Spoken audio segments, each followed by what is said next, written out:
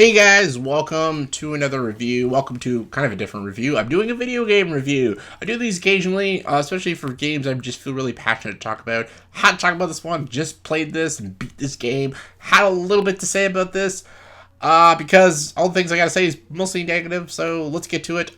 When this movie was announced, a lot of people were excited. Square Enix. It's like a new open world fantasy game. Then more trailers came out. We heard the dialogue. Everyone's like, "This looks cringy as fuck," and like, "Oh god, this is not gonna be good." Like, no, bad idea. But I wanted to give this game a chance. It still looked pretty sweet.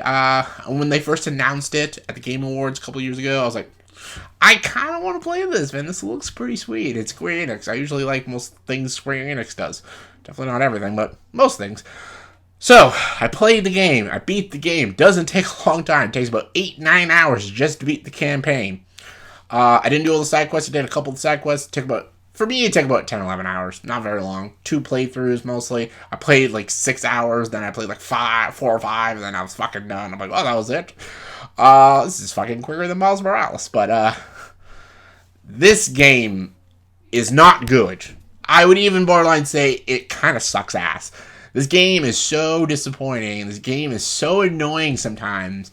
And the biggest glaring thing about Forspoken is the main character, Frey, is such an unlikable, miserable bitch that I hated playing as her. You're supposed to be playing as this girl that you're supposed to be rooting for.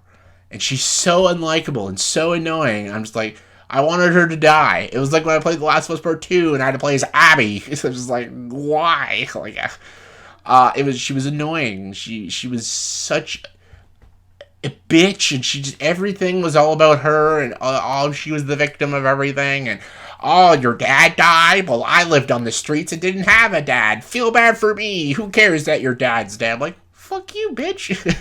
It's like, I don't know. And it's not a woman thing. Like, if this was a guy, it'd be an unlikable guy. Like, who cares?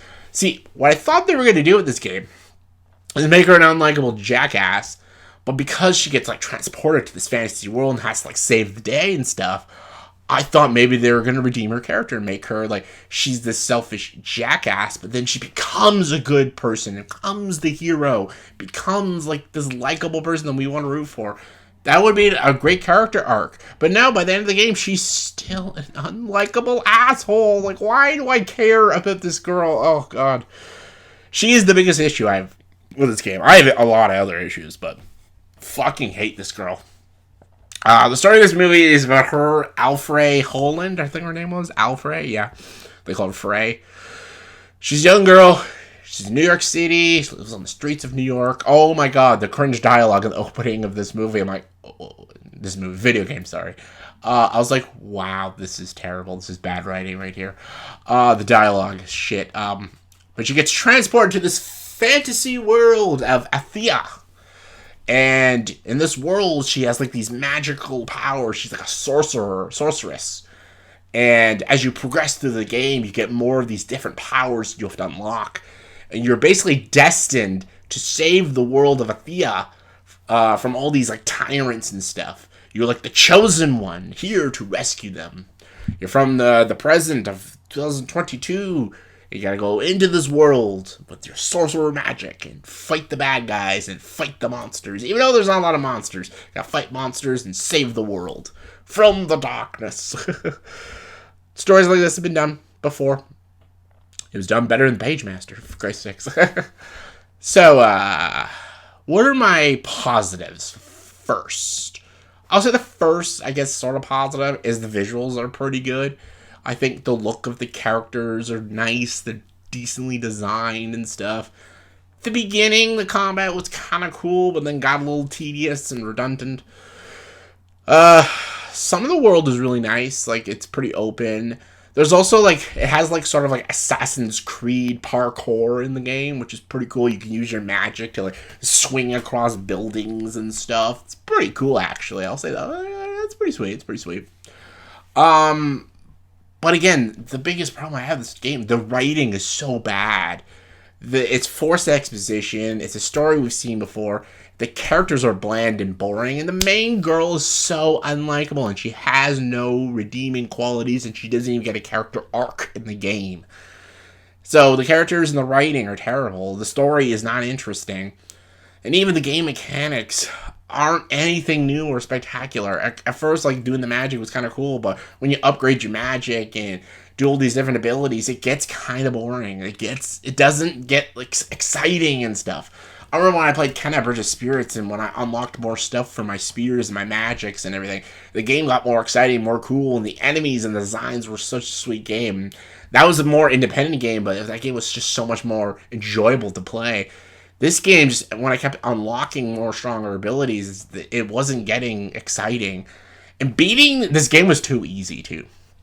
I played on just normal difficulty, and the fucking AI they have for some of these bosses is ridiculous. Like, all I did was double dodge and then blast, double dodge and blast, and for most of the time after I did that for a few minutes, the bosses died very easily. Like, beating the bosses, there was no challenge in this game.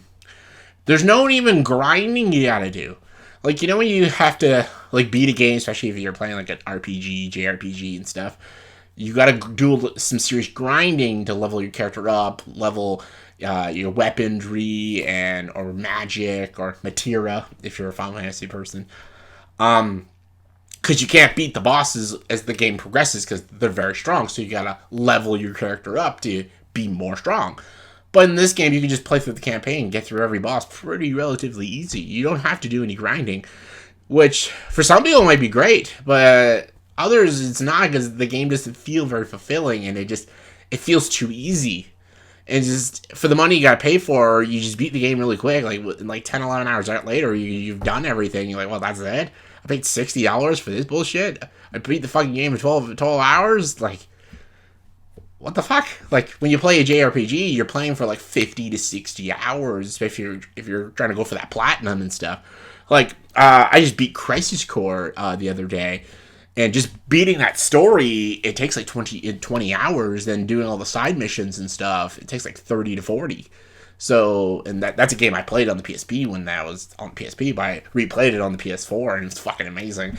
But that's a great example of, like, an adventure game with lots to do. This, you got nothing to do. There's barely any side quests. They take like 5 minutes to beat, and the story itself is 9 to 10 hours. And then the beginning of the story is like just this, like, follow this person. That's like the first hour of the game when you get into the world of Athea. You don't get to explore the world. No, just follow this person there, follow that person there, follow this person there. I'm like, that's really boring. Really, really fucking boring. This game just, it felt so unsatisfying. Like, for what they were promoted in this game, I thought it would be so much more. It is not. It's not as creative or as badass as Assassin's Creed. It doesn't have the vibe of Kenna, and it doesn't have the grinding of a JRPG like a Final Fantasy. And it's obviously not as brutal as God of War and stuff. Like, I don't know what it was trying to be. It was trying to be a mix of different things, and it failed to do all of that. And I could forgive a lot of things for this game. I could forgive a lot. Oh, shit, sorry. I can forgive this game for a lot of things. But I can't forgive it for having a shitty main character, because I'm playing as this character throughout the whole game. And I can't forgive it for bad game mechanics, because you're playing it. It's a video game. You gotta play. If the game mechanics suck, the game's not enjoyable, because it is still a video game first. And the game was boring. It got tedious and boring. And there wasn't a lot of exploration. And again, the character's really shitty, especially the lead one. So I thought the game I thought it sucked. I thought it was a very big disappointment. I know some people were really rooting for it. Sorry, hate to break it to you. Thumbs down for me. But what do you guys' thoughts and opinions? Did you play Forspoken? And do you disagree? Think it's a great game, or you with me? You're like, yeah, this game sucks. Let me know in the comments below. Comment below, let me know. And as always, if you like this video, please like, subscribe to the channel, and join the dark side.